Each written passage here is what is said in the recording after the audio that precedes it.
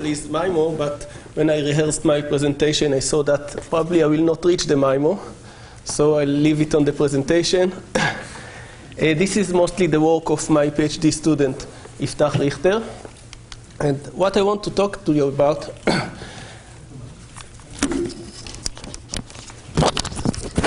second.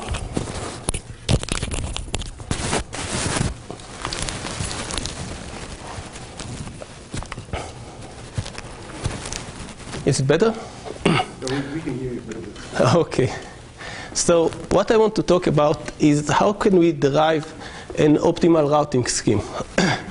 And basically, unlike most of the routing works that you've seen, we will not assume a routing scheme and then show that it is good or then try to optimize it. What we will do is write the performance metric of the network and find the routing scheme that actually optimizes it. Now, as I struggled to understand the presentations in the last few days, I'm sure that all of you understand the underlying mathematics. So I will skip most of the mathematics and show basically the system modeling and the main results. And I want to start with the disclaimer. I talked about optimal routing. We don't really know to do optimal routing as a whole problem. We need to limit the problem. So we'll discuss only geographically based routing, where we know the locations and the routing is based on the locations of the node. And even that is not enough. We'll also discuss only the case that each node only have a local knowledge on its surrounding. And then it just decides on the next hop in order to get the message closer to the destination. But once that is said, we can actually write the performance metric and optimize it. So, oh, that's not good. Okay, there was supposed to be some dots in this figure. So we assume a slotted aloha MAC protocol in which each node decides to transmit with the probability PTX. The nodes are distributed on the plane according to a homogeneous Poisson-Point-Process. We'll consider both single or multiple antennas. And what you don't see here is the description of the local knowledge that we have. Actually, you don't see even the equation. Well, let me just see. No, the rest is reasonable. Okay. So what we assume about the local knowledge is that each node that decides to transmit and wants to decide which will be the next relay for a message knows its neighborhood. And we describe the only thing that you see here is actually this neighborhood. The neighborhood is some kind of circle. The node knows in this neighborhood the location of each neighboring node and the channel matrix or channel gain between this transmitter and each potential relay. This is the only knowledge available in order to make the routing decision. Now, to derive our performance metric, unlike most of the work that was presented in the last few days, we prefer the ergodic rate model. Basically, in cellular networks, most of the retransmissions are not only retransmissions, but they do different encoding, and they get much closer to that. And there are many justifications or things to say against the ergodic rate, but I think that we can agree that it is achievable. It is at least an upper bound, and I admit that it requires higher complexity and higher delay. Now, in our point of view, it's also convenient for analysis in the sense that we do not need to select a rate in advance. When we're doing outage analysis, we need to select a rate and then check if we can achieve this rate or not in each transmission. On the ergodic rate analysis, we just get what the channel, take what the channel gives us, and there's no additional parameter. Now, of course, many of you are aware of the fact that this expectation has no closed form expression, but in the recent years you have quite good bounds on this. I don't know if you see it here. These are three different examples of these bounds. And the nice thing about these bounds are, first of all, that they're very simple, and second of all, that the lower bound and upper bound follow exactly the same shape. So it gives us a very nice description of the behavior, and it's also was very appealing for us. So using this ergodic rate, we want to consider also routing, and this will be our performance metric, where basically we take the expectation over rate multiplied by distance. So if you want to consider also routing, the distance can't be the same for all transmissions. We say that having higher rate is better because it will save us transmissions of other messages, and having a larger distance is better because we will do less hops. So the performance metric is just what's written here. We call it density of rate and progress. The function f describes the routing. Basically, f is a function of m, and m is the set. It was part of what was missing on that slide. The set of our local knowledge. And the output is just the index of the next hop. This formulation assumes that we do opportunistic relaying, meaning that we assume that we have a very long buffer. We first allow ourselves to pick a good relay, whatever the direction may be, and then we assume that our buffer is large enough and full, and we will have a message to transmit to each such direction. Of course, it requires a very large delay, so we assume no delay constraints in here. We also assume implicitly that we have some mobility. We don't take it into it. It's implicit because it doesn't affect the communication. During each slot of communication, we assume that each of the nodes is static. We don't assume that this mobility helps us in moving the messages, but we assume that we have enough mobility so that the expectation over different network realization is meaningful, so that we're not stuck in any difficult position. Or if we're stuck, we will wait long enough and it will be okay. But if you look at this performance metric, this is already the answer to what I promised you. So basically, this is the peak of the presentation, and from here we will only go down. This is the performance metric, and what we want to do is to maximize it, to find the routing function that optimizes it. But basically, all that we need to do is condition on our local knowledge, and then we can take the expectation on all other possible local knowledges outside. But this is already a function of this local knowledge. So what maximizes that is the optimal routing function. And we can write this optimal routing function. And I think that's the peak because it's not common to find a routing function that we know that at least in some sense it is optimal. And it brings this performance metric to its exact maximum. And note that once we know this local knowledge, then basically we need to consider this for each of the candidate relays. And this is the distance of this relay. This is part of our knowledge. This is the gain for this relay, which is the gain part of our knowledge. What we don't know is the actual interference power. Our knowledge tells us something, tells us exactly what will be its statistics, but we need to take the expectation with respect to that. Yes? That's a good question. So how are you encoding making progress in the right direction? Well, in this version, we assume that every direction is right, in the sense that we assume that we have a long enough buffer so that we have a message to transmit to each of the directions. And then we can decide on which message to transmit after we chose the direction. This is more of the asymptotic version. It's easy to extend it to choosing a message first, and then instead of putting here the distance, we'll just put the progress in the correct direction. And now, why do I say that from here we'll start going down? Because this is what we know to do in the optimal sense. But as engineers, we want something that we can give to the network engineer, and he can code it into its routing decision.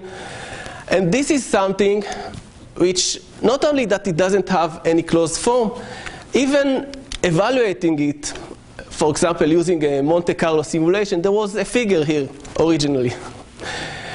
It's complicated, and the reason that it's complicated is that there is a different distribution inside of our neighborhood and outside of our neighborhood. So maybe I'll take a pen here.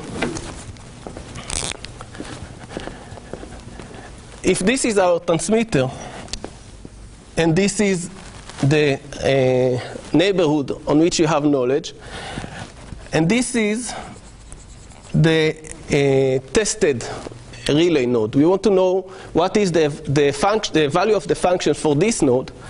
Then we have knowledge of all of these nodes, but we don't have any knowledge outside. So we need to take into account the probability that each of these nodes will transmit, and then what will be the effect on the distribution of the interference here, but also take into account the Poisson-Point-Process distribution outside of our neighborhood.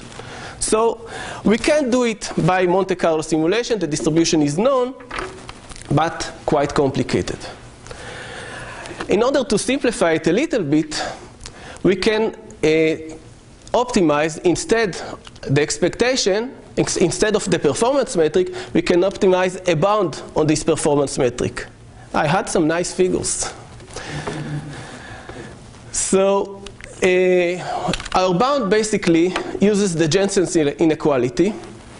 However, as I'm sure you're well aware, the expectation of the interference power that we want to take here is not finite. So what we do is condition it on some guard zone around the receiver. So we basically draw a guard zone around the receiver. We say that if there is any interferer inside of this guard zone, we have nothing at all. If this guard zone is empty, then we can do the Jensen's inequality here. So this is the probability that this guard zone is empty, and this is the expectation. This is the Jensen's inequality with the expectation in the denominator. And now this is something that we can evaluate, even in closed form, at least for some values of the path loss. But since we do have different distributions in different regions in the plane, just writing this closed form, this expression J1, J2, and J3, and this probability, took us something like half of a page. So we do have a closed form for that. I'll show you that it also gives good performance, but it's not something that I can give to a network engineer. And therefore, we look for something even simpler. And for this, we introduce the idea of narrow knowledge, which means that we don't change the optimization problem, but when we do this expectation, instead of taking into account all of the knowledge, we take into account only the knowledge of the tested relay. So this makes things much, much simpler. Sorry. Because we still know the distance, we still know the channel gain, but this idea of narrow knowledge gives us no knowledge on the interference. So basically, the transmitter has to assume that the interference just follow a Poisson-Point-Process in all of the plane. And this is something that we know to characterize much better. Still, we don't have a closed form expression for that, but we can at least think about a practical scenario in which the transmitter just monitors the interference statistics that he measures when he's receiving. And the same statistics will also hold for any tested relay.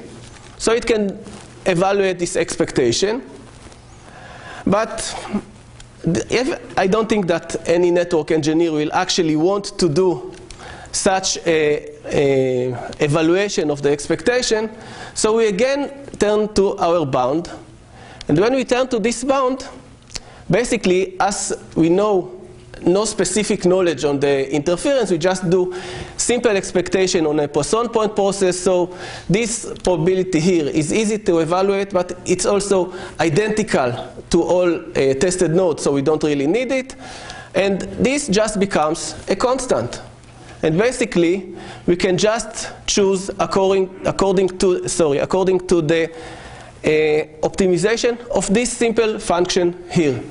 Just the multiplication of the distance and log of 1 plus the channel gain multiplied by a constant. And I think that this is simple enough. So we don't go any simpler than that. I will just show you some examples. And just as a reference, we just show two of the common alternative routing metrics, geographic routing metrics. So this is the nearest in cone routing metric, but since we don't care for a direction, it's just choosing the nearest neighbor. And this is the furthest neighbor within a radius, but of course in this case we need to do also an optimization on the radius. And this is our performance for alpha equals 3. So these are the competitors, and of course we must show that we're better than them. But the nice thing here is that we know exactly what is the best that can be done. This is the blue line here. You can't get any better than that as long as you have only your local knowledge. Our bound optimal relaying, where we replace the numerical expectation by our bound, gets this dotted red, which is very close.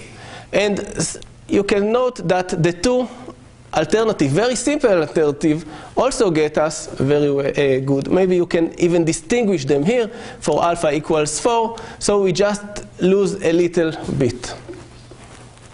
Now, according to the time I have, I will keep or not keep my promise for multiple antenna.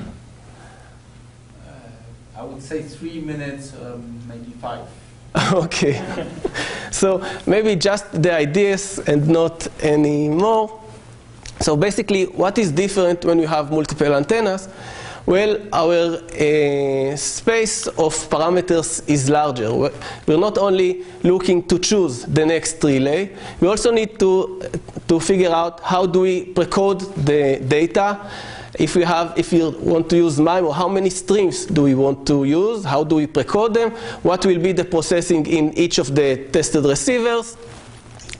And that makes the choice, the optimization, much more difficult. As at this step, we took some simplifying assumptions. I will not go into all of them, but it is much more complicated. I would just want to point out the main complication, even after we assume some simplifying assumption that, for example, we do just eigenbeam forming and things like that.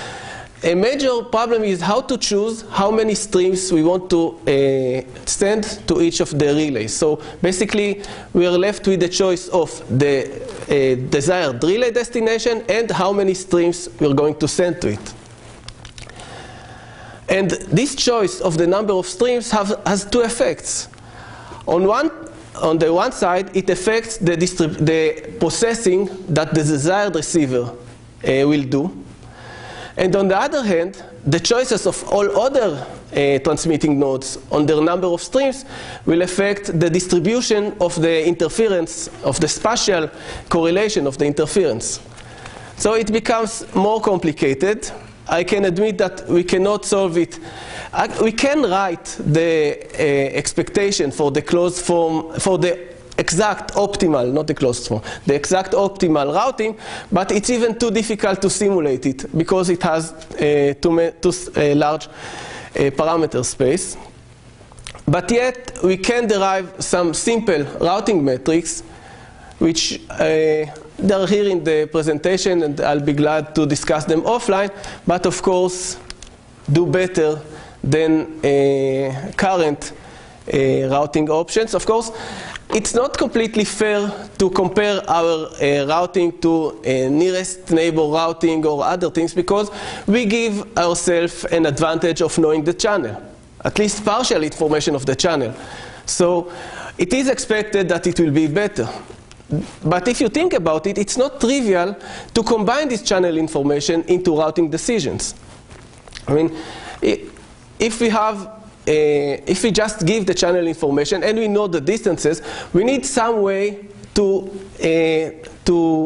put these two factors into one equation that decides what is the optimal choice.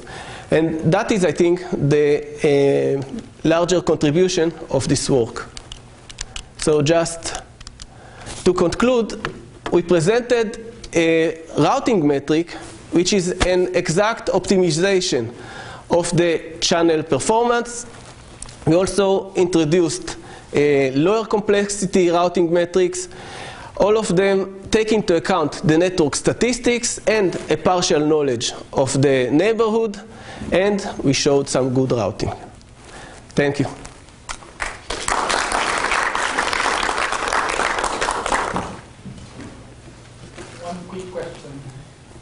Question, do you have any feel for how sensitive this is to noise or error in the knowledge, etc.?